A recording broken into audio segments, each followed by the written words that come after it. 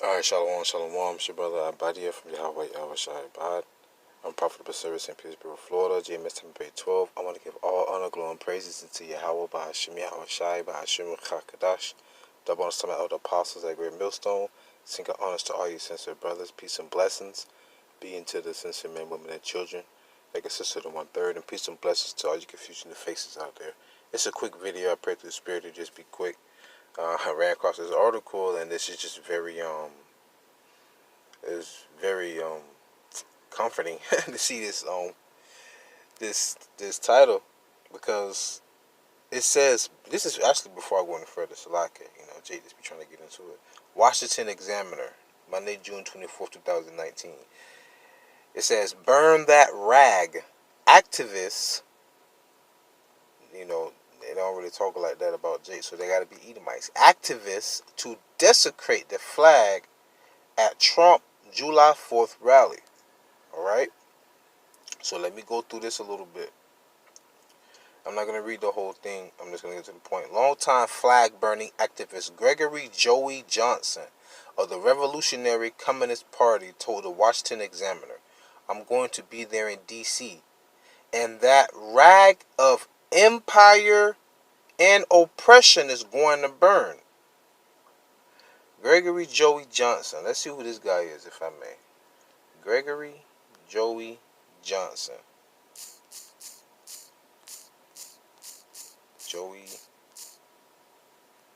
And yo, Joey. Oh, look at him. Lo and behold, like an Edomite. He looks like an Edomite. I believe he's Edomite, if I'm not mistaken. Okay. Let me go back a little bit more. Let me check something real quick. Salakia. That's the individual. Now let's go. Hold on. Before I go any further, bear with me real quick. Salakia. Trying to see something.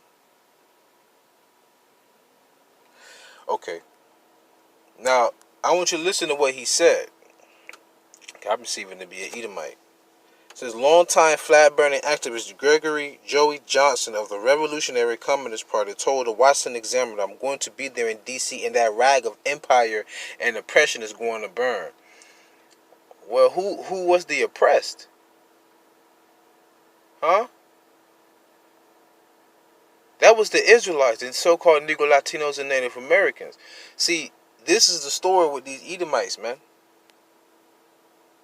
When things ain't going their way, now they want to talk against the same hand that actually gave them the white privilege, that actually gave them the land that they're standing on right now. But because they didn't get a piece of the pie, they just got the goddamn plate with the crumbs at the bottom of it. Now they want to be activists, and now they want to walk around and complain and protest. But where were you? When we, and I speak as a whole when I say this, as a whole nation of Israel, when we were being destroyed by your forefathers and everything else that they have done to build this empire for you, hey, you need to enjoy this, because this is your kingdom. It said Habakkuk 2:12, woe to him that builds a town with blood and establishes a city by iniquity, because America was established by iniquity. We were stolen. It tells you that, what's that? Is it Exodus 21:16? Or was it Leviticus 21:16? It said, he that stealeth a man selleth him, and if he be found in his hand shall be put to death. We've been stolen, we've been sold, and we're still in the hands of the Edomites via cargo slave ships. The whole kingdom, the northern and southern kingdom, so-called Negro Latinos and Native Americans. This empire was built off of blood and oppression and death and greed and envy. Oh, man. So, when you're talking about burn that rag, you got to understand that those same colors is what came to this land. They're red, white, and blue. And I'm not saying that's what Cristobal Colon came with. What I'm trying to say is that that's like they came with that mentality. They came, they saw, they conquered. And it was spiritual, because it's biblical. The Most High allowed it to happen. But you're right. You saying burn the rag, though, that's nothing. The Most High is going to burn and consume this entire place. Let me go to the book of Numbers, chapter 33. Bear with me. This is Numbers 33. No, Salaki, it's 35. Forgive me. Salakia. Numbers 35 and 33. So ye shall not pollute the land wherein ye are, for blood it defileth the land, and the land cannot be cleansed of the blood that is shed therein, but by the blood of him that shed it. That's basically eye for eye. See, Esau said, I didn't do it, my forefather did it. But what it say in Isaiah 14 and 21? You talking about burn the rag, burn the flag? The Most High is free to nuke this place, man. This land is defiled with the blood of the so-called Native Americans, of the Spanish-speaking brothers, all right, of the so-called Negroes. And our blood is still being shed to this day. Now it's being televised, and nobody does nothing about it. But you want to sit here talking about, oh, the oppressed, your empire, the oppression. These are your forefathers and your people. Hello?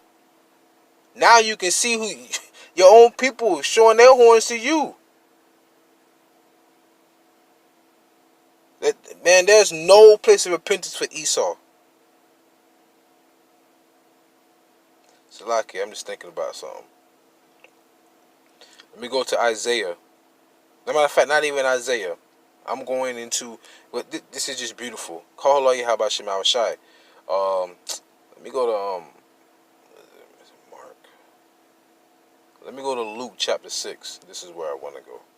Luke chapter 6, verse.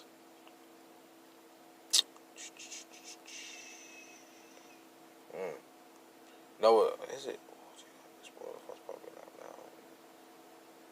Oh, Salakia. It's in Mark. Let me get that in Mark the 3rd chapter. This is what I want. Mark the 3rd chapter. Mark 3 and 23. And he called them unto him and said unto them in parables, how can Satan cast out Satan? And we know what the word Satan, Shaitan, just basically means adversary, an enemy, a foe. So did not the Lord said, you shall go into slavery by ships, into Egypt again by ships? So the Spanish-speaking tribes and the so-called Native Americans, yes, they were shipped over to Europe too. They were shipped over the on the west coast of Africa. All of us. And the Lord said, you shall be sold to your enemy.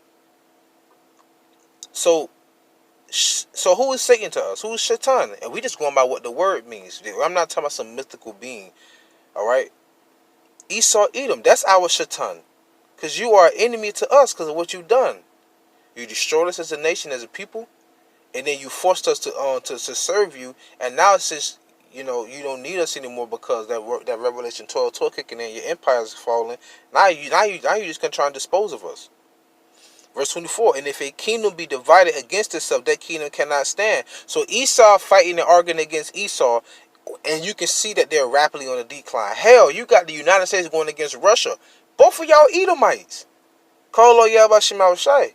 That's how you know the heart of the king is in the hand of the Lord. It's like a river. The Lord controls that flow. And he's controlling the minds and the flow of the spirit of these kings of the earth.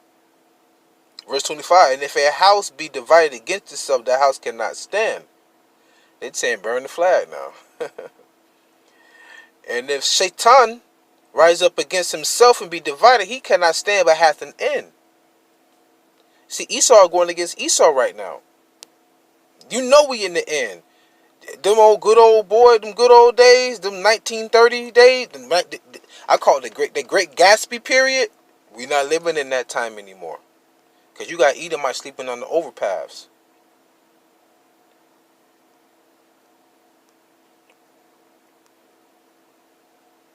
This is 2nd Ezra chapter 6, verse 7. Then answered I and said, what shall be the parting asunder of the times, or when shall be the end of the first, and the beginning of it that followeth? And he said unto me, from Abraham unto Isaac, when Jacob and Esau were born of him. Jacob's hand held first the heel of Esau. Alright? For Esau is the end of the world, and Jacob is the beginning of it that followeth. So here it is. You have Satan against Satan, Esau against Esau, a house being divided. But guess what? Esau is the end of the world. So you're starting to see the beginning of their end. And what's going to be the beginning of our What's gonna be the beginning of our new beginning when their end is come? The Lord's gonna switch things up, man, in a heartbeat. I'm just going through the spirit right now. Sirach 10, and I'm gonna go to verse. Sirach 10.